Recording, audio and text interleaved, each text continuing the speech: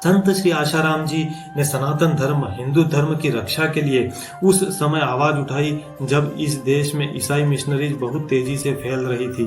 जो गरीब थे, जिन्हें रोटी कपड़ा मकान की आवश्यकताएं थी, वो लोग धर्मांतरण की तरफ बढ़ रहे थे। उस समय देश में एकमात्र हिंदुत्व और हिंदू सनातन धर्म की रक्षा की आवाज उठाने वाले संत श्री आशाराम जी बापू थे, जिन्होंने उस लड़ाई को लड़ा। और ये केस और कुछ नहीं है, उन्होंने जो लव डे, किस day, hug day, Valentine day हटाए, उन्होंने मातृ पितृ पूजन दिवस, ब्रह्मचर्य पालन, तुलसी दिवस, इन चीजों को बढ़ाया। इन चीजों को हमारी पुरानी संस्कृति जो सीता, सावित्री, गायत्री, अनसुया के समय की चली आ रही थी, उस संस्कृति को आगे लोगों में बढ़ाने का प्रयास किया, पाश्चात्य सभ्यता का विरोध किया और उन्हीं पाश्चात्य सभ्यता में पालित पोषित और जो पाश्चात्य सभ्यता की संस्कृति को इंडिया में प्लांट किया जा रहा था।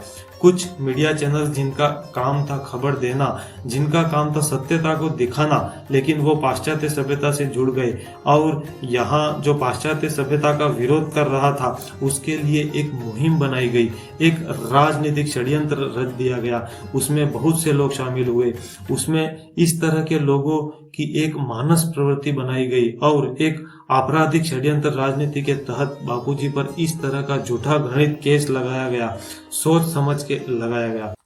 एक झूठी कहानी 10 साल पुरानी, 12 साल पुरानी, क्या 12 साल के दौरान, 10 साल के दौरान इस देश में, इस प्रदेश में पुलिस नहीं थी? क्या कहीं थाने नहीं थे? कहीं मोबाइल फोन नहीं थे? कहीं लैंडलाइन के फोन नहीं थे? कहीं कागज और पेन नहीं मिलता था शिकायत करने के लिए? कहीं कोई शिकायत रिकॉर्ड में है ही नहीं। एक प्लान के तहत बनाया गया षड्यंत्र है जिसे पूरी दुनिया मानती है। आप किसी भी व्यक्ति से, पढ़े लिखे व्यक्ति या अनपढ़ व्यक्ति, IAS, IPS ऑफिसर से, रिपोर्टर से, सब इस बात को कहेंगे कि यह आरोप गलत है। बिल्कुल आरोप गलत है। जिस तरह से कोरोना काल आया, कोविड-19, कोरोना पेंडेमिक, उसके बाद high court, supreme court of India की हाई पावर कमेटियां बनाई गई जिसमें लोगों को रिलीज करने की बात कही गई, जिनके ऊपर केसेस की लाइन थी, क्रिमिनल रिकॉर्ड था, लेकिन उन्हें भी रिलीज किया गया, उनके पर्सनल बॉन्ड पर भेजा गया घर। हमें आशा थी कि इतने बुजुर्ग संत को भी छोड़ दिया जाएगा। मैं समझता हूँ इस देश में कोई भी ऐसी जेल नहीं होगी जिसमें इतने बुजुर्ग व्यक्ति को रखा होगा। उनके स्वास्थ्य की चिंता क्या सरकार को है? क्या संविधान को मानने वाले लोगों को चिंता है?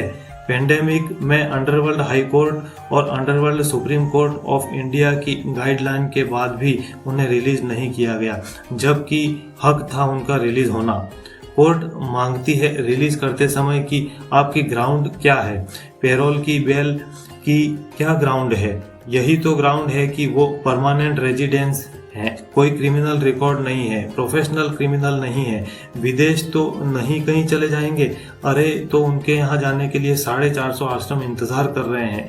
सब राज्य सरकारों द्वारा, केंद्र सरकार द्वारा न्यूज चैनल पर, टीवी में, पोस्टर में, होर्डिंग पे, अदालतों के बाहर लिखने से कि SS to justice for all, न्याय नहीं मिल पाता। न्याय को ग्राउंड जीरो पर दिखाना पड़ेगा। लोग हमसे सवाल पूछते हैं, कार्यक्रम में आए हुए लोग सवाल पूछते हैं कि क्या संत आशाराम जी बापू को न्याय मिला? क्या अदालतों ने न्याय दिया? क्या न्यायपालिका, कार्यपालिका, मीडिया, इन सब ने उस पर काम किया? नहीं किया।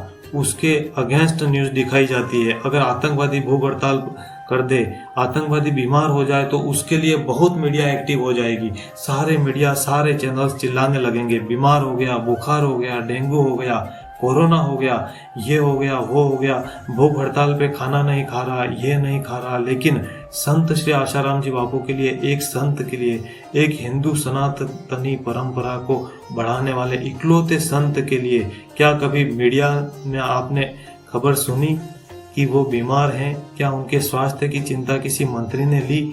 और मंत्रियों की बात मैं इसलिए कर रहा हूँ, आपको याद होगा पिछली सत्ता का भी और वर्तमान सत्ता का ऐसा कोई केंद्र और राज्य सरकार का विधायक, सांसद, मंत्री, प्रधानमंत्री नहीं रहा होगा जिसने संत आशाराम जी बापू के दर्शन लाभ ना लिए हों और आशीर्वाद ना लिया हो।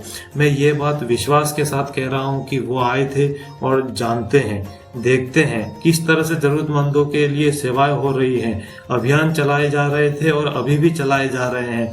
किस तरह से ब्रह्मचर्य रक्षा की जो शिक्षा है, इस पर कितना बड़ा बल दिया गया है। उन्होंने ही चरित्र की पराकाष्ठा को, ब्रह्मचर्य की पराकाष्ठा को ऊपर उठाया और उन पर ही इस बात का उल्टा केस लगा दिया गया। सोचिए, यह कितनी बड़ी विडंबना की बात है। षड्यंत्रकारी बापूजी पर केस लगा रहे हैं, क्रिमिनल केस लगा रहे हैं। बापूजी की जहां कथा हो जाती थी, जहां उनकी ब्रह्मवाणी को लोग श्रवण कर लेते थे, तो अपराधी अपराधों को छोड़ देते थे, अपनी क्रिमिनल एक्टिविटी को छोड़ देते थे और समाज की मुख्य धारा से जुड़ जाते थे।